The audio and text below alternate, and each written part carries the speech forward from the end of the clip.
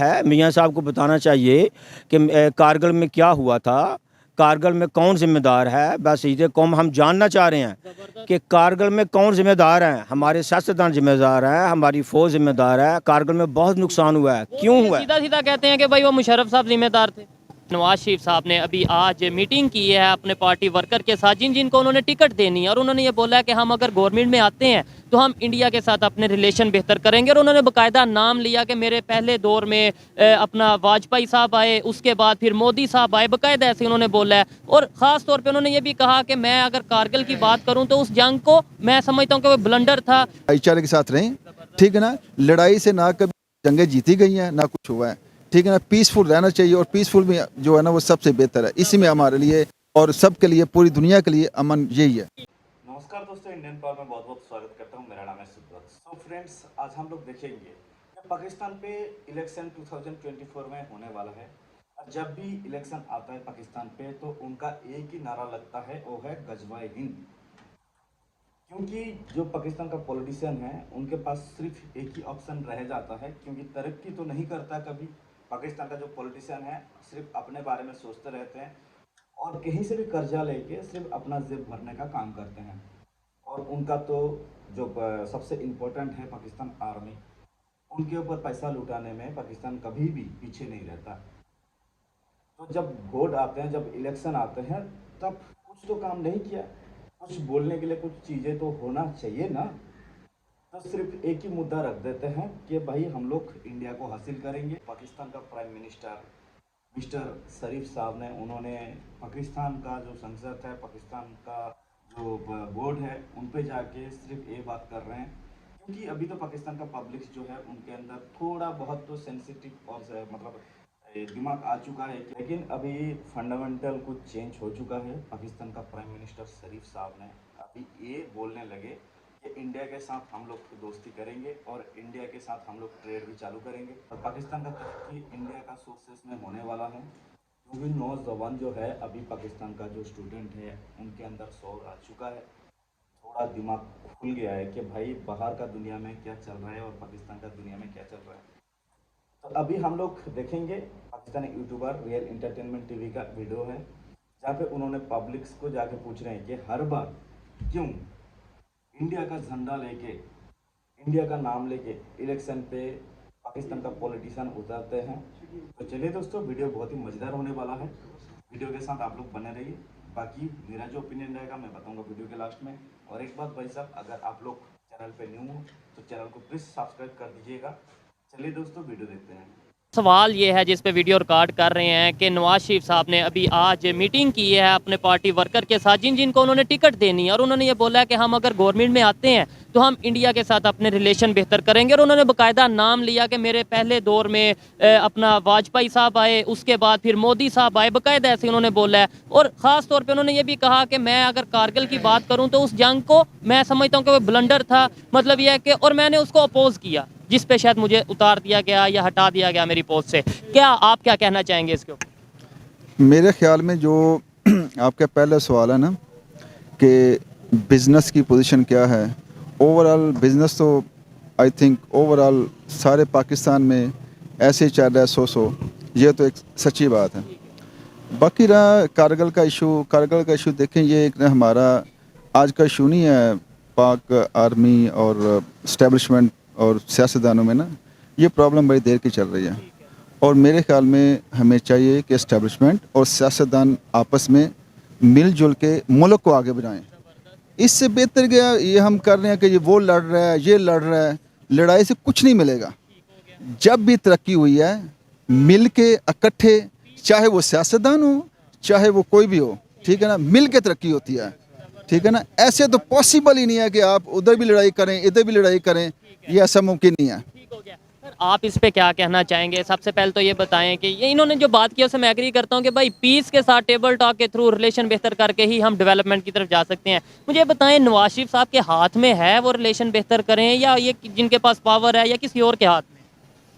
देखें, बात यह है कि भाई ने बात की है कि मिलजुल के चलना चाहिए। देखें, ये एक रियासत है, इसमें एक आइन है और मिलजुल के चलने का तरीका आइन ने हमें बताया हुआ है। जब सियासतदान और बैसीत रियासत हमारे कोई भी अदारा हो, इवन फ़ौज हो, कोई अदारा हो, अपने आइनी हदूद में रहेंगे तो मामला सारे सॉल्व हो जाएंगे। मियाँ साहब जो बात कर रहे हैं कि मैं रिलेशन ठीक करूँगा, मैं बैसीत पाकिस्तान इंडिया के साथ खास तौर इंडिया के साथ, हाँ जी, मैं बैसीत पाकिस्तानी और सीनियर सिटीज़न होने के नाते मेरी वाचिंग ये है कि आया कि मियाँ साहब के हाथ में ये बात है या किसी भी सियासतदान के हाथ में ये बात है, और मेरा ख्याल यह है कि मियाँ साहब को जो हकीकत है ना वो रियलाइज़ करनी चाहिए। मियाँ साहब ने कारगिल का जिक्र किया है, मियाँ साहब को बताना चाहिए कि कारगिल में क्या हुआ था, कारगिल में कौन ज़िम्मेदार है। बस इसे कौम हम जानना चाह रहे हैं कि कारगिल में कौन ज़िम्मेदार हैं। हमारे सियासतदान ज़िम्मेदार हैं, हमारी फ़ौज ज़िम्मेदार है। कारगिल में बहुत नुकसान हुआ है, क्यों हुआ है? सीधा सीधा कहते हैं कि भाई वो मुशर्रफ साहब जिम्मेदार थे।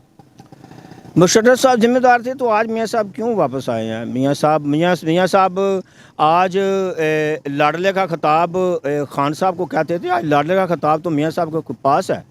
सर लास्ट में कोई एक message as a senior citizen आप देखने वालों को देना चाहें? इंडिया से बहुत लोग देखते हैं, उन्हें कोई पीस का, कोई मोहब्बत का, नफरत का, कोई भी जो मतलब जो आपके माइंड में है वो मैसेज देना चाहें इंडियन।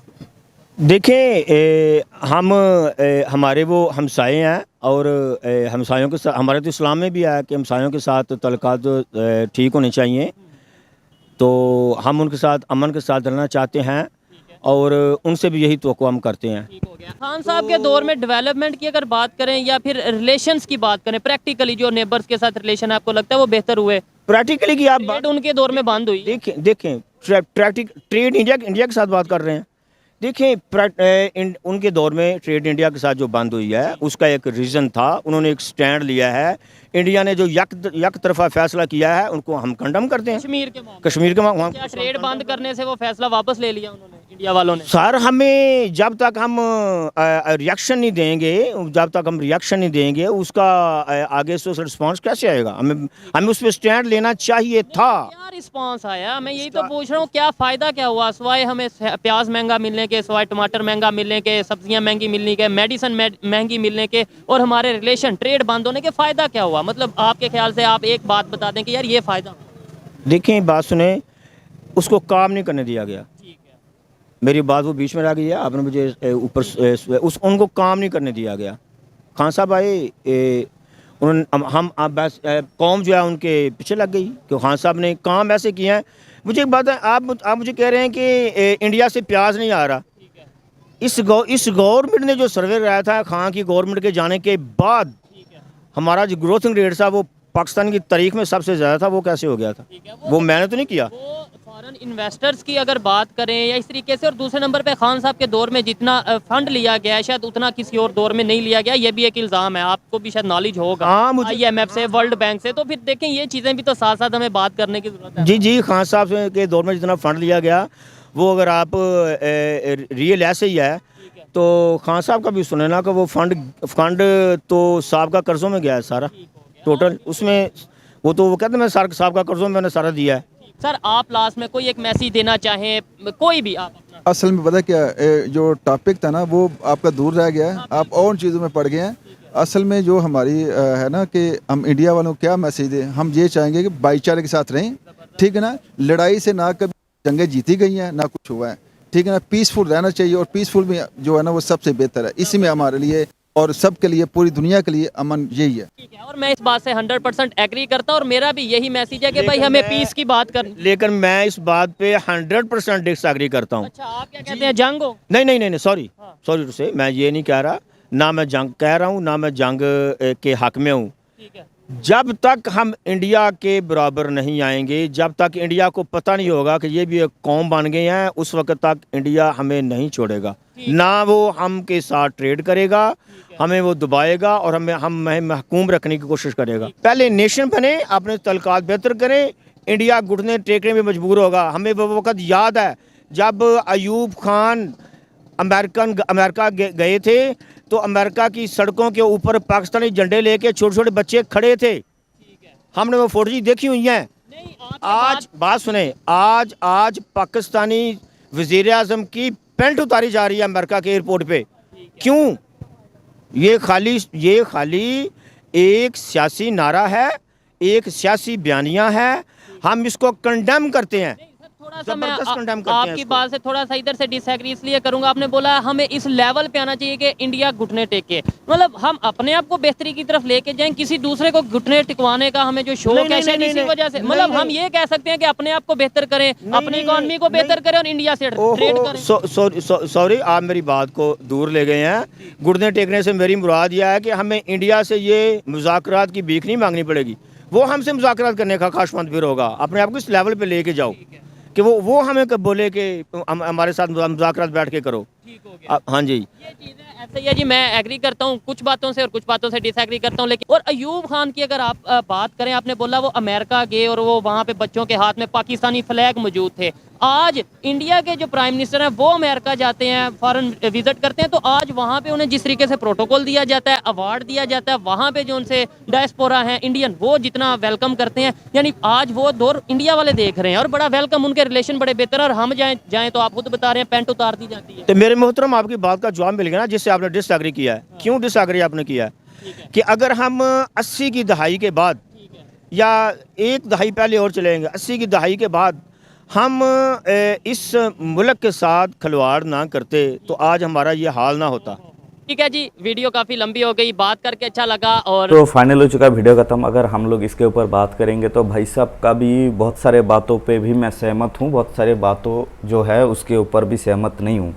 आज 24 से 25 साल होने वाला है कारगिल जब लड़ा गया था, तब से लेके आज तक पाकिस्तान का एक भी पब्लिक के अंदर ये सोच नहीं आया कि कारगिल जब हुआ था उसमें नुकसान किसका हुआ था और किसने पहले वार किया था। हम देखते हैं कि भाई पाकिस्तान जो बोल देते हैं, पाकिस्तान का न्यूज़ चैनल पे जो देखते हैं वो हर बार सच नहीं होता। पाकिस्तान के अंदर बहुत सारे स्टूडेंट भी है, नौजवान भी है, उनके अंदर थोड़ा तो सोच रखना चाहिए और बाहर का दुनिया को देखना चाहिए कि बाहर का मीडिया क्या बोल रहे हैं। सिर्फ पाकिस्तान सच बोलता है और जितना भी कंट्रीज़ का मीडिया है, जो इंटरनेशनल मीडिया है, चाहे बीबीसी हो, जो इंडिया का मीडिया है, मैं इंडिया का भी छोड़ दिया, बाकी बाहर का जो मीडिया है वो क्या कभी सच नहीं बोलते इसके बारे में? सिर्फ पाकिस्तान वालों नहीं बोलते हैं। भाई साहब का पूरा सपोर्ट इमरान खान के तरफ है, तो इमरान खान का कोई भी गलती उनको नहीं दिखेगा। इमरान खान जो काम किया, उनके मतलब उनके जब पीएम थे तो उनके ज़माने पे ट्रेड बंद हुआ इंडिया के साथ। हम लोग को भी ज़रूरत नहीं है पाकिस्तान का ट्रेड लेके, ऐसे भी पाकिस्तान जो मानी है उसका कोई वैल्यू नहीं है। हम बिना ट्रेड का भी तो अपने ग्रो कर रहे हैं। गलती हुआ था पहले, इंडिया का जो पॉलिटिशियन थे उनसे गलती हुआ था, पाकिस्तान को अभी पीओके को जहाँ पे हमने छोड़ दिए, उसके बाद 370 जब लगाए थे वो गलती था एक्चुअली। लेकिन हाँ, जो गलती था अब आके सुधर आ रहे हैं। 370 हट गया, बहुत सारे बंदे को 30,000 के आसपास जो कश्मीरी बंदे हैं उनको नौकरी मिला। पत्थरबाजी 99% कम हो चुका है। जो हम लोग का इंडिया के कश्मीर है, जम्मू कश्मीर, उनके अंदर आतंकवादी का गतिविधियाँ 32% कम हो चुका है। तो फर्क तो पड़ा है ना भाई। अभी बहुत सारे मतलब ऐसा जम्मू कश्मीर को इंडिया के तरफ से बहुत सारे फंड दिया जा रहा है, और सिर्फ इंडिया नहीं, बहुत सारी कंट्री, चाहे दुबई हो चाहे अमेरिका हो, बहुत सारे कंट्री आके बिजनेस स्टार्ट कर रहे हैं। जहाँ पे जब बिजनेस स्टार्ट होगा तब बिजनेस पे काम करने वाला आदमी को भी लिया जाएगा, तो नियरेस्ट जो रहेंगे कश्मीरी उनको मिलेगा 100% काम। लेकिन बात करते हैं पाकिस्तान वाले बहुत बड़े बड़े, लेकिन काम कुछ नहीं करते। बाकी आप लोग को कैसा लगा इन भाई साहब का वीडियो प्लीज़ कमेंट सेक्शन पे ज़रूर बताइए। अगर वीडियो अच्छी लगी तो प्लीज़ एक लाइक कर दीजिएगा इस भाई मतलब आपका एक छोटे भाई को, और ताकि मैं और अच्छे से वीडियो बनाऊं और अच्छे से वीडियो लेके आऊं, ताकि मैं और अच्छे से प्रेजेंटेशन कर पाऊं आप लोग को। और बाकी मिलते हैं नेक्स्ट वीडियो में, तब तक के लिए आप आपका ख्याल रखिएगा। धन्यवाद। जय हिंद, वंदे मातरम।